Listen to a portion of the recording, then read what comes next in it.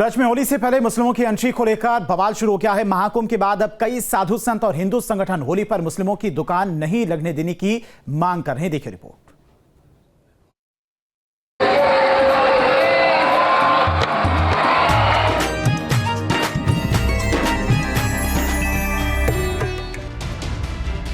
मथुरा वृंदावन में होली की खुमारी शुरू हो गई है। नंदगांव से लेकर गोकुल बरसाना हर जगह होली रंग चढ़ने लगी है। इसी बीच श्री कृष्ण जन्मभूमि के पक्षकार दिनेश शर्मा फलाहारी बाबा ने सीएम योगी आदित्यनाथ को अपने खून से पत्र लिखा है और उसमें महाकुंभ की तरह ब्रज में होने वाली होली में मुस्लिमों के प्रवेश पर रोक लगाने की मांग की है।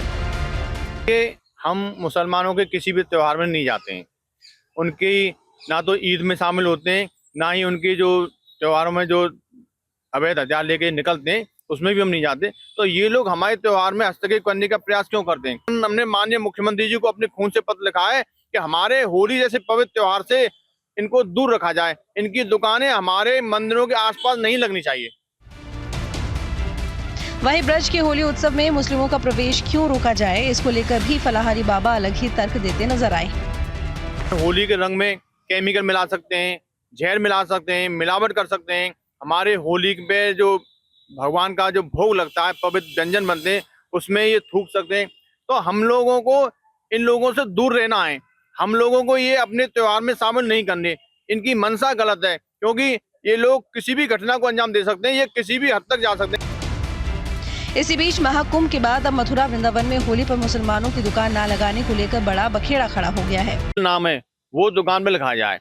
ये लोग क्या है, अपने समुदाय का नाम छुपाकर हिंदू समुदाय का नाम रख देते हैं।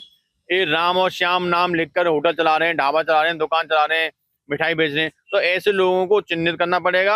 इन लोगों के ओरिजिनल आधार कार्ड देखने पड़ेंगे। इन लोगों पर विशेष निगरानी रखनी पड़ेगी। लोकतंत्र के हम जागरूक प्रहरी हैं, तो प्रहरी का काम होता है आंखों को बिल्कुल खोलने में। आपके कैमरे के माध्यम से बता रहा हूँ, खोल के रहे और सजग रहे, क्योंकि हिंदू जनमानस बड़ा पवित्र त्योहार है। भगवान कृष्ण का बड़ा पवित्र त्योहार है ये। इसकी पवित्रता खंड खंड ना हो। बस हम किसी भी धर्म के विरोध में नहीं, हम उस व्यक्ति के विरोध में जो सनातन धर्म के विरोध में, वो किसी भी, चाहे वो किसी भी धर्म से हो, अगर वो सनातन का विरोध करेगा तो हम उसका विरोध करेंगे। बाकी अखिल भारतीय हिंदू महासभा अपना एक संगठन है, उनके विचार हैं, मैं उनके विचारों से असहमत नहीं हूं, लेकिन हम सभी धर्मों का सम्मान करते हैं। ऐसा है कि ये जो लोग हैं, ये तो हकीकत है कि धंधा ये हम लोगों से ही कर रहे हैं और खिलाफ भी हमारे रहते हैं।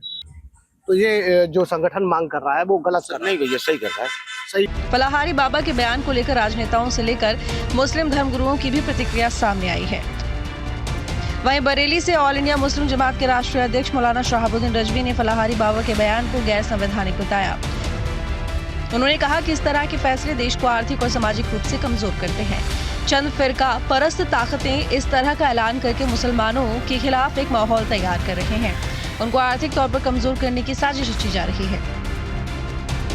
दरअसल महाकुंभ मेले में मुस्लिमों की दुकान लगाने को लेकर बवाल मच गया था, जिसके बाद राजनीतिक खींचतान सामने आए थे। साथ ही कई बड़े नेताओं ने इस पर सवाल उठाए थे, जिसके बाद अब वृंदावन में लगने वाले मेले में भी दुकानों को लेकर इस तरह की बातें सामने आ रही हैं।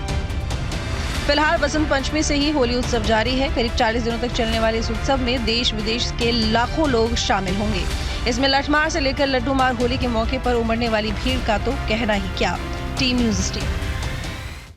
न्यूज नेशन अब व्हाट्सएप पर खबरों की ताजा अपडेट के लिए न्यूज नेशन के इस QR कोड को स्कैन करें।